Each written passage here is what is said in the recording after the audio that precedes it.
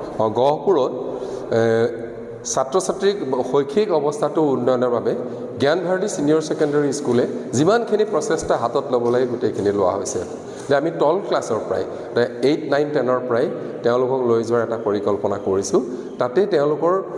আসলতে আমি তেওঁলোকৰ মাৰ্কছ ওৰিয়েণ্টেডতকৈ তেওঁলোকে ভৱিষ্যতলৈ ডেভেলপমেণ্ট কি হ'ব লাগিব কেনেধৰণে ইহঁতে ডেভেলপ কৰিব পাৰিব সেইটোৰ ওপৰত আমি বেছি ষ্ট্ৰেটেজি লৈছোঁ মই নিজেও লক্ষ্য কৰিছোঁ মই প্ৰথম আহিয়ে দেখিছিলোঁ যে মেথমেটিক্সত বহুত উইক ছাত্ৰ ছাত্ৰী আছিলে তেওঁলোক কিন্তু খুব কম দিনৰ ভিতৰত পাৰ্গত হৈ গ'ল গতিকে সেই ধৰণে আমি কিছুমান ষ্ট্ৰেটেজি ল'ম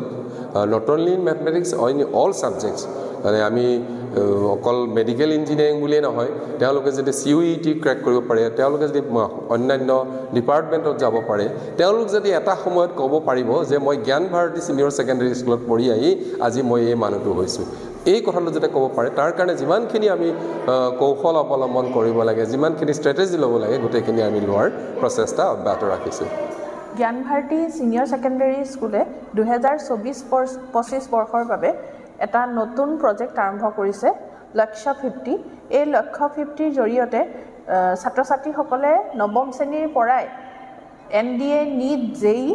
আদি কোচিং কৰিব পাৰিব আৰু তেওঁলোকে নিজৰ কেৰিয়াৰ আগবঢ়াই নিব পাৰিব ইয়াত ৰাজস্থান কোটা দিল্লী আৰু আমাৰ লোকেল ফেকাল্টিও আছে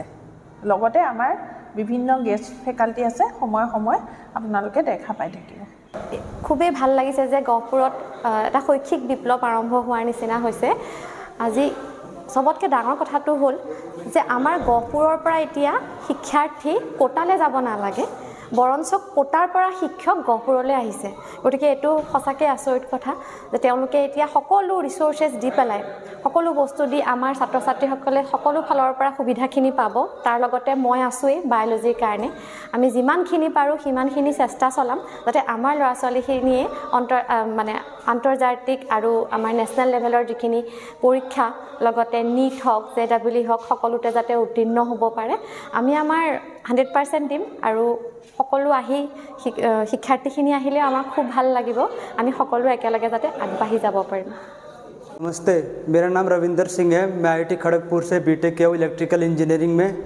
मैं यहाँ गोहपुर में ज्ञान भारती सीनियर सेकेंडरी स्कूल में पढ़ाऊँगा फिज़िक्स फॉर JEE और NEET दोनों के लिए मैं चाहता हूँ आप सभी ज्वाइन करें हमारे डेमो क्लास को और देखें यहाँ पे आके hello everyone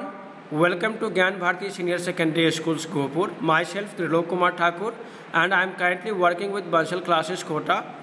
I'll be joining Gyan Bharati Senior Secondary Schools from the upcoming session 2024 and 25. I have been teaching chemistry from last 5 years for JEE Main and NEET examinations, and also I'm going to share my expertise and experience